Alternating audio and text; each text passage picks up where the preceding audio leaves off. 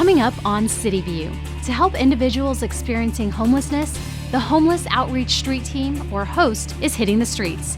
Plus, eliminating traffic deaths is the work of the entire community. We'll show you the consequences of dangerous road behaviors. And thinking about making the switch from a gas to electric vehicle, Austin Energy has just the guide you need to make the decision process a little easier.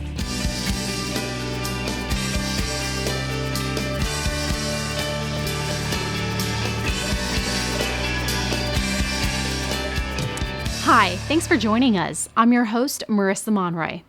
The City of Austin recently concluded sidewalk beautification efforts at the Austin Resource Center for the Homeless, or ARCH. In addition, the City of Austin is working with Front Steps, ECHO, and the National Alliance to end homelessness to rescope the services offered at the ARCH.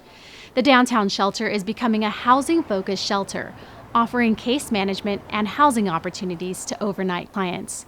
Planned improvements include plumbing improvements, storage for personal belongings, outside access to the ARCH Community Care Clinic, and third-floor patio renovations. Those improvements and more will continue through 2020. To help individuals experiencing homelessness, the Homeless Outreach Street Team, or HOST, works to connect individuals to services that can help bring them closer to long-term stability and recovery. As part of this multi-agency program, Austin-Travis County Community Health Paramedics focus on assisting individuals with immediate or chronic medical issues, accessing medication, and connecting people to mental health and other clinical services. They are no different than us. That is just one small characteristic that they have in commonality. Relax. It's a wide range of individuals, and every single one of them needs something unique brought to their solution. I'm going to pull you close a little bit. I'm Amber. What's your name? Jared. Nice to meet you. We actually have 3 community health paramedics. It's nice meeting you. Have a good day. That deal with individuals experiencing homelessness. I cover the downtown area. Follow me over. We have another provider who has south. You want to go chat with them? Yeah. And another one who has north. Does she want to get treatment? Med boxes.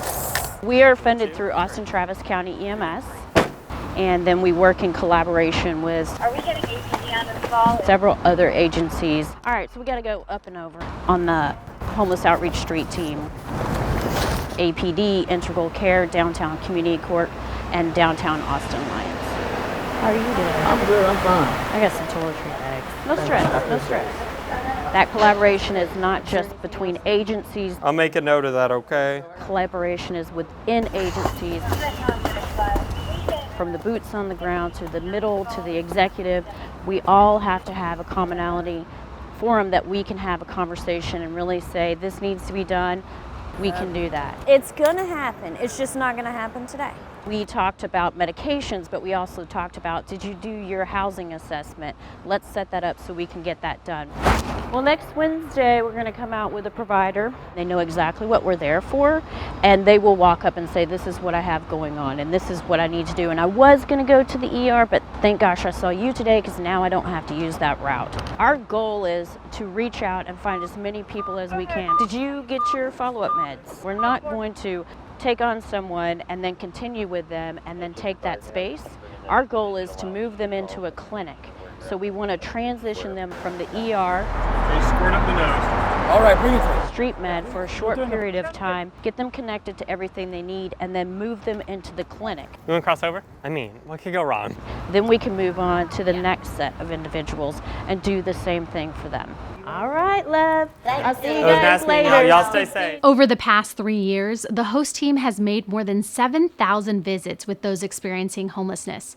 Individuals have been linked to medical services nearly 800 times, and people were diverted from high-cost hospital or psychiatric emergency rooms, often to community health care, in more than 350 instances.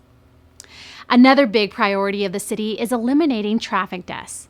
An Austinite dies in a crash every 5 days, and every 20 hours, someone is seriously injured in a collision. Each of these tragedies is preventable, which is why Austin is working to end traffic fatalities and serious injuries through the program Vision Zero. I'm running late, I gotta go. I'll text you later. Bye. Over the next several weeks, the Vision Zero program will release a series of videos providing a powerful look at the real outcomes of unsafe driving. Each video will focus on the most common driver behaviors that contribute to deadly and serious crashes. Vision Zero brings together road designers, policymakers, public health professionals, law enforcement, and residents to improve the safety of our transportation network. The city believes this multidisciplinary approach is necessary to achieve progress toward the goal of zero traffic fatalities and serious injuries on Austin roads. These videos aim to make streets safer for all by encouraging drivers to change their behavior and by establishing a citywide culture that prioritizes safety on our roadways. For more information, visit austintexas.gov/Vision Zero. With more electric vehicles coming online, choosing the right one for your needs can be a daunting task. That's why Austin Energy's electric vehicle program launched an EV buyer's guide to help people make the switch from gas to electric vehicles.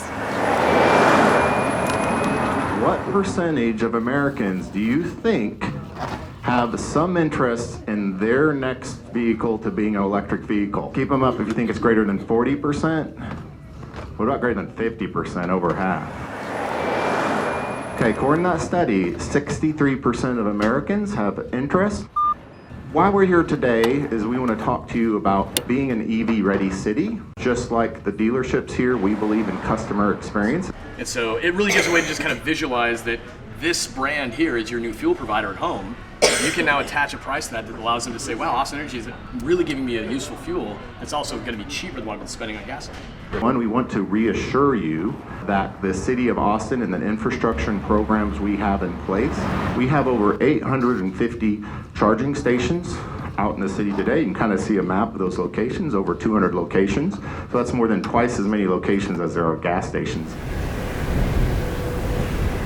These 800 plus charging stations, we talked about Texas Wind, is backed by a Green Choice program. So that's a 100% Green Use certified renewable energy product, West Texas Wind. So it's being powered off that product. The goal of this whole effort is to try to help you guys sell more electric vehicles. And this is the city trying to put its shoulder to that effort. You know, the climate change issues that we're dealing with on the world just got reinforced for me again as I was spent last week in Copenhagen with the C40 meeting, which are the cities in the world that are doing the most for climate change mitigation. Austin is one of those cities. In fact, they announced while we were there that there are only 30 cities in the country that have peaked on their carbon footprint and are now headed down. And Austin is one of those 30 cities in the world. So this is the storytelling at the bottom about how does the As a winning city in the Bloomberg American Cities Climate Challenge, Austin Energy continues to drive the sales of EVs while adding more EV charging stations to the already expansive network of 850 charging spots. Currently in the Austin area, there are nearly 10,000 registered plug-in hybrid electric vehicles and battery electric vehicles.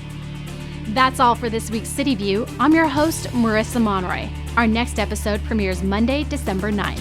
Thanks for watching.